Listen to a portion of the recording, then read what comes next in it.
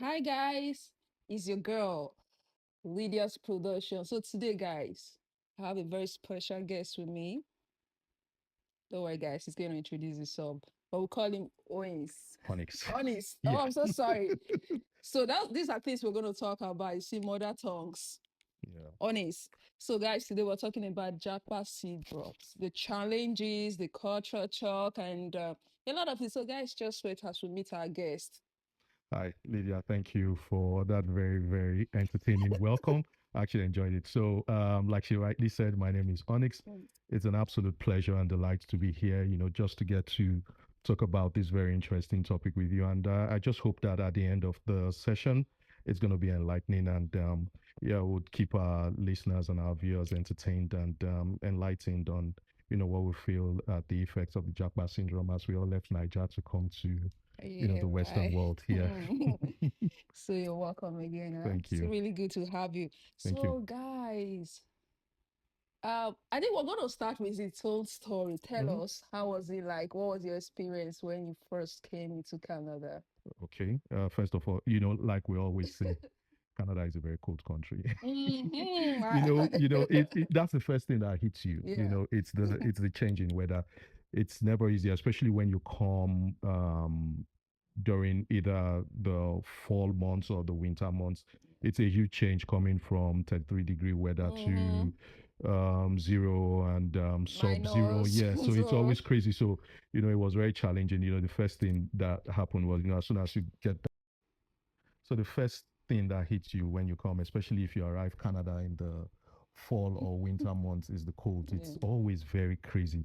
You are coming from 32, 33-degree weather back home in Mm. Nigeria and coming here maybe 1 degree if you are lucky, maybe Minus four in zero. fall, then to negative zero, negative, Yeah.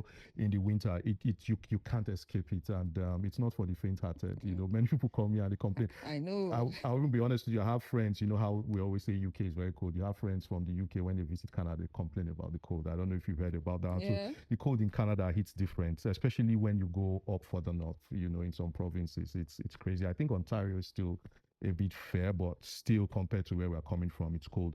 Then another thing that you have to get used to is from the airport, you start hearing a different accent from what you're used Mm. to. So it then hits you that look, you're not in a familiar setting anymore. This is not Lagos, this is not Abuja, this is not, wherever part of the country you're from. This is a new country, it's a different way of talking. And even when immigration, they're asking you questions, most times, can you repeat what you're saying? Then it hits you that look, it's a part of the life now. So Yeah. yes, that's the first impressions that hit you when you come here. Yeah, Okay. yeah, That's so totally. No, like mine too, when I came in, mostly in school, when you had to be in my class, I was like the only black, oh wow, the only Africa in that class. We yeah, were more of the Canadians and few Indians. So you yeah, could imagine when these guys are talking like, yeah. What are you saying? excuse me. Yeah, Then when I say something, they'll be like, excuse me. So there yeah. was this language barrier, Mm-hmm. stuff like that. So how, in your case, how were you able to overcome those parts and you feel like you now fit into the system in terms of communication? Well, it's not easy. So for me, I had to because my job or the field that I belong to requires a lot of communication and public speaking. Mm. So one of the things, and I think we'll delve deeper into that Yeah. as the as we progress.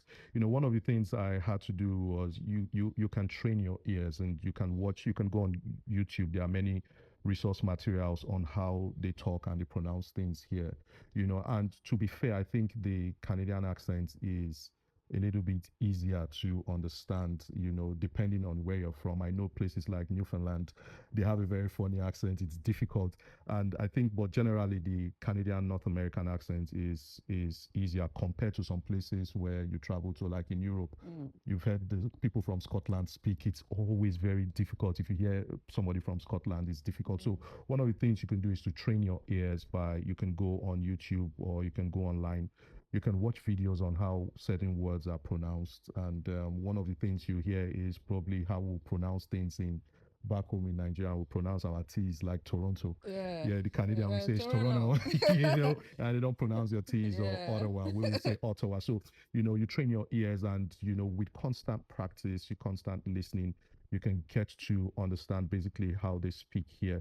You did mention you had lots of Indian classmates. I know the Indian accent is quite tough to understand, but Yeah. I just think with constant communication with those people, you could also, I mean, it's English, it's a universal language. It's Yeah. just how We we pronounce pronounce. things that are different. But I think with patience, and sometimes you could even tell um, someone that's not from the same place as you, that not necessarily telling them you're struggling to hear them, but in a polite way, you can just tell them, can you speak. Okay, so yeah, so the cold, it's different. You're coming from 32, 33-degree weather, Mm. depending on the part of Nigeria you're coming from, or any part of Africa. Then you come here, you find out that it's very cold. So that's the first thing that hits you. Then the second thing is, you have to assimilate and try to understand the accent. It's different. you Yeah. know, even at the airport, you have immigration asking you different questions. Yeah. So, it then hits you. You're no longer home. You have to start getting used to a new way of speaking. Yeah, so basically, what I did from my own personal experience was to train my ears, and there are so many resource materials out there, even online. YouTube, for example, is a good resource tool where you can, just watch educational videos on how certain words are pronounced. Like Canadians pronounce things in a certain way.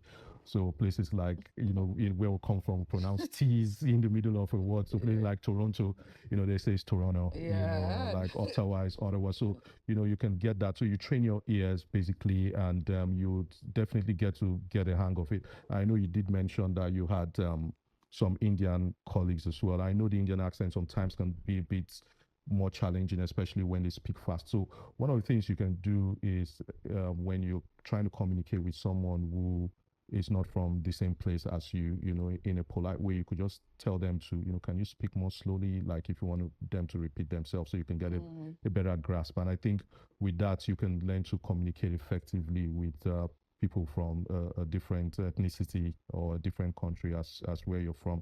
So my personal experience was, in a polite way, get them to repeat themselves, speak more Mm. slowly, and then you just get used to, whatever they are saying or their accent and Mm. that. So yeah, I think those strategies are also things that people who are struggling to understand various accents can also use as well. You can go on YouTube and learn how people from a certain place pronounce words, especially since you're in Canada. Obviously, there are videos where you can just type how to pronounce words like a Canadian, and then you watch videos, and then you get a grasp of it Mm. as time goes by. Yeah.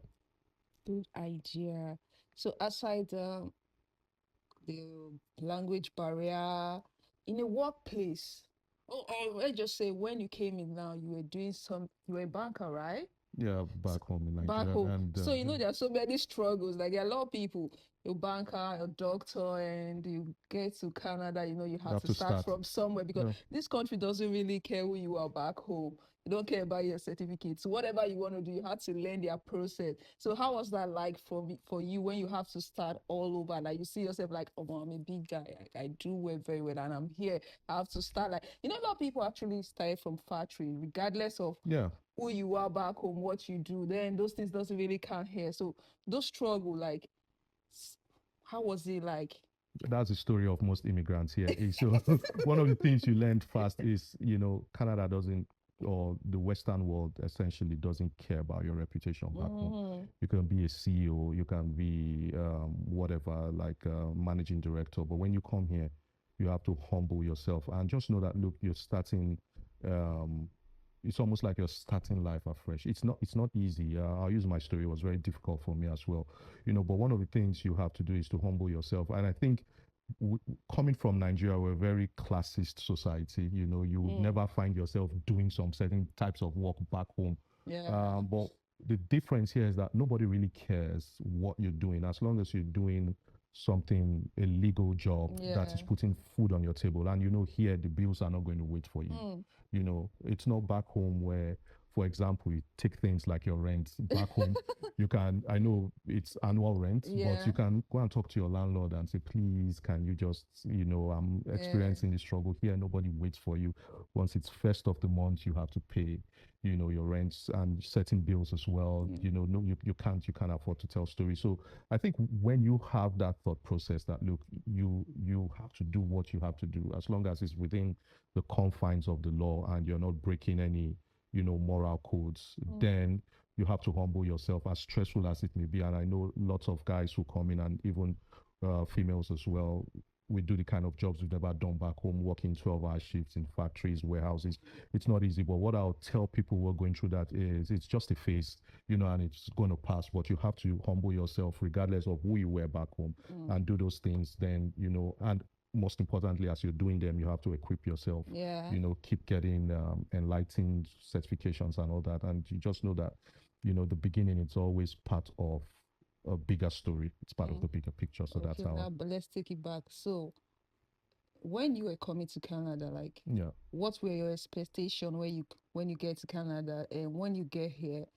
Were those expectations met, or is it the same thing? Like you'll be like, okay, there are a lot of people like, once I go to this country, the way I go, when you come, when the Yeah. Canada will hit you, Yeah. you, Yeah. I actually when we came in, I worked in a factory. Like we worked together. That's when we first met. Like Yeah. literally, when I get home, sometimes I'm crying. I'll be like, is this the right decision? Mm-hmm. How come like you just sit in the office, you just hey Yeah. get me this okay, what do you want?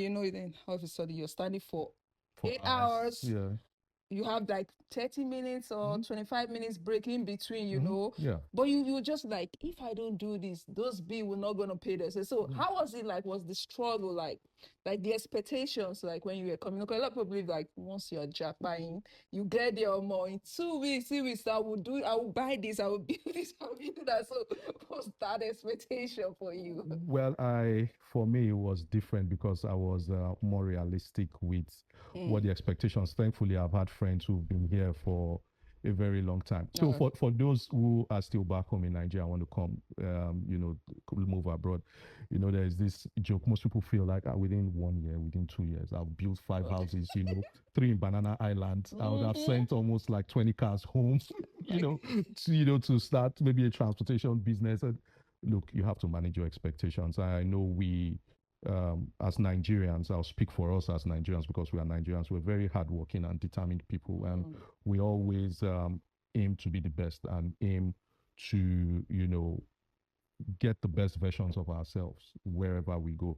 But it's not always that case because here, there is a process. mm, There is a process you have to start from somewhere. So you have to humble yourself. For some people, the story is not always smooth sailing, so it might take longer than yeah. someone. So I'm not saying everybody's journey must be a long process. Some people, their journeys, you might get lucky or you might get fortunate and your journey might take a shorter while. For me personally, my experience was I was able to manage my expectations based on the fact that I already had friends here who had told me about their experiences. Mm, And, they kind of like told me, look, this is how it's going to be. It's going to be rough.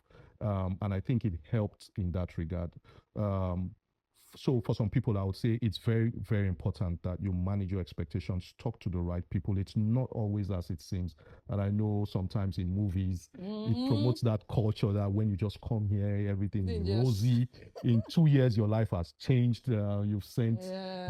multiple cars home and all that. And sometimes when people back home in Nigeria, when you take pictures here in the snow, everywhere looks so good, everywhere looks so cool. Everybody assumes you probably swimming in money, but it's not always like that. So I think the best advice I'll give for people who are currently in their journey in relocating to Canada or any maybe UK or the US is manage your expectations and just know that look, it might take some time, but in the event that your speed is faster than all well and good for you. There's always a saying that it's better to under promise and over deliver. So Yeah. that's the advice I'll give. Don't put too Okay. much Yeah. expectations, Yeah. but So if if you I have no come here, expectation at all, yeah, just go like, okay, I'm going for this. I'm going for something good, but there's no expectation. Whatever yeah. it will. Yeah, and Yeah. prepare for the struggle because Mm-hmm. Struggle the is struggle is free. definitely something you encounter. Yeah, it's very few people that I think have just come and hit the ground running. And Yeah.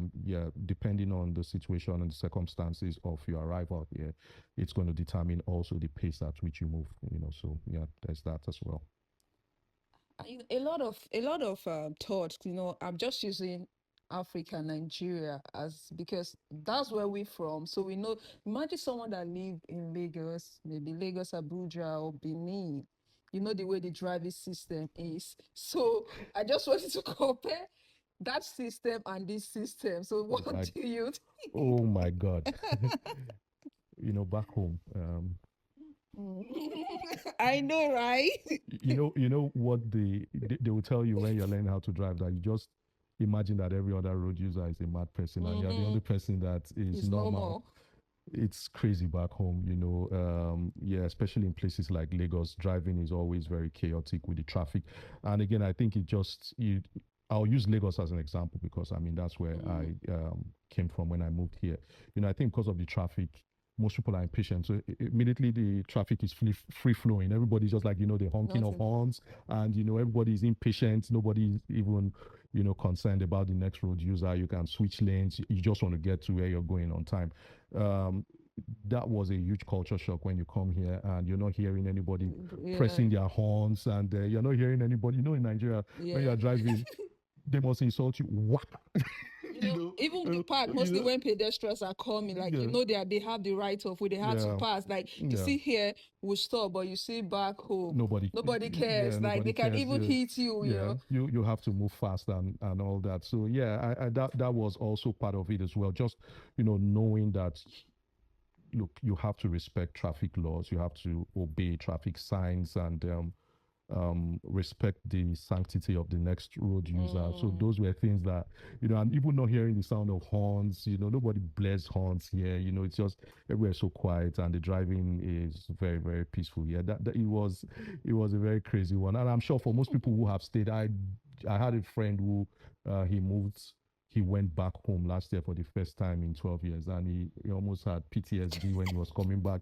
He hadn't heard the sound of horns, and even when he was Generator stopping noise. for even when he was stopping for pedestrians, those bus drivers will insult you. Oh boy. Oriented Dari, stuff like that. It was quite crazy, the sound of horns everywhere. But I think, yeah, it's just one of those things that, different places, yeah, you Adaptations. have to adapt, and yeah, yeah, get it. So, the thing is, it's not like it's bad back home. It's just what we are used to What we are here, used to, it's a different way of Primary. life. So, We are not putting down, adaptation is when we yeah, come here, we're trying to fit into this yeah, system because sometimes you just see you drive for maybe like 2 kilometers, the next you see a stop sign. yeah, yeah. Why are we stopping when the road is free? Exactly. You just move again, you see another stop sign. Yeah. So many stuff like, but back when you just keep, Just keep going. And again, it's not like we're putting down the system back home. It's just, I mean, what we're used to. But yeah, and that's we're what just work. saying, yeah, we're just saying, I mean, at the same time, it still could be a bit more organized there. But yeah, Yeah, and at the it's a same different time, way when of you're life. coming, don't expect that because a lot of people, I know a lot of people that when they went for their driving test, they failed. These guys will tell you, majority of them will say, I've been driving more than 20 years, 15 years, but when they come here, they fail. Mm-hmm. Just that simple. So I come to realize like it's not just about you driving for years back home. It's about understanding the system Yeah. here, the way it works. The There's road a signs. rules Yeah. and regulations you Yeah. need to follow. Yeah. So you don't use what you know back in your hometown. It doesn't work in this. Mm-hmm. So those are so many things we they need to adapt to. And so it's really as a jackpot somebody that you're jackpot into another country. Your expectation should not be like this. Just leave it. Yeah. You should just leave it. Don't even.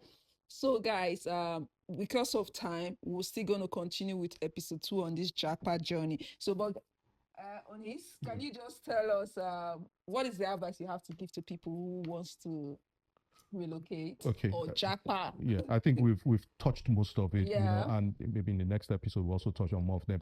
The main thing is just be patient. Just know that it's a journey. It's a marathon, not a sprint. So you have to take your time, manage your expectations, be patient, and of course, being from Nigeria, we are also very spiritual. So be prayerful. Whether you're Christian, Muslim, of course, you have to be prayerful. Without God, I mean, it's not going to be possible for you to survive. Some of the culture shocks and the differences in systems here in Canada. So be prayerful, manage your expectations, be patient, and just know that look, you're here for the long haul. There's a bigger picture which you are aiming for, and with time, everything is going to fall in place. So that's just it in a nutshell. So in the next episode, there are some other things we'll touch on. Sure, Yeah, but for the sake of time for this one, I mean, those are just a few words of advice. I mean, there are so many things I could have said. I don't know it all, but I know, yeah. you can also chip in with yours maybe on the comment Yes, section. on the and comment just, section, yeah, just so putting on whatever, tripping, anything you guys want to talk about Japa and your experience, just let us know. And if you also want to be on the show, guys, just DM and you're here. So, guys, thank you for having us today on Japa. Thank you. Thank you. Okay.